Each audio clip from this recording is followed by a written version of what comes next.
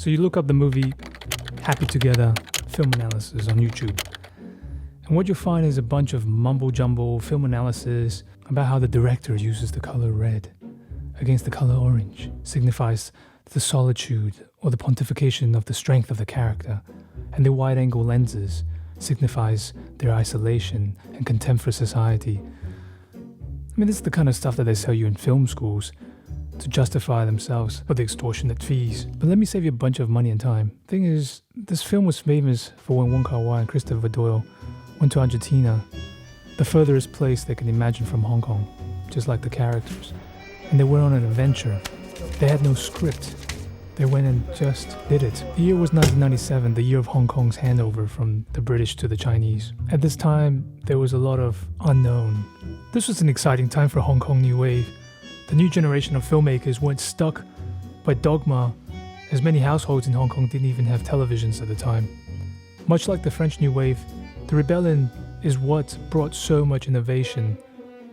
It's through these times that the new and unknown can be tested, because you don't have a bunch of bloating experts and executives that produce films through algorithmic, logical understanding.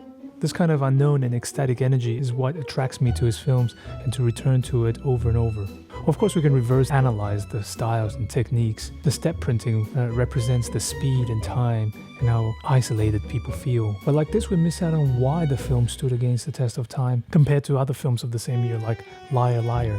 Many of the styles and techniques we use not because of the philosophical ideas that it'll mean this or that for the character. They employed the techniques like step printing because they had no money, they had no lights, they had no permits, they didn't have all the equipment that everybody else had in the big industries, but they had an adventure, they had trust in one another. The still shots they used in the film were because they ran out of film, and Chris Doyle just went to the shop and bought a bunch of still camera films, and they called it a day. Nowadays, we love to look back and analyze the technical questions. What cameras did they use? How much money did they invest? How was the script written out? But I find it interesting that we don't look back at the processes and the conditions surrounding the situation.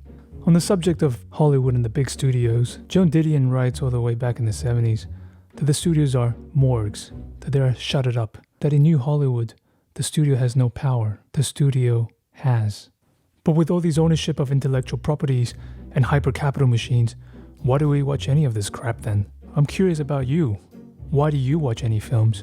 What films do you watch over and over? What films do you return to with love and excitement over and over again?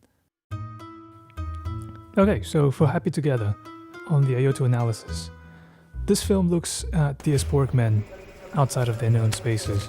It looks at the often frustrating conflict between diasporic men, but without making it their personality focus or trauma. Big yes, their queerness isn't focused, and neither is their hypersexualization. There is sex, they are sexualized, and they aren't emasculated, but you also feel that there is so much more than that. The characters were relating to one another without the need of other hegemonic characters to save them. Their happiness is not dependent on white people.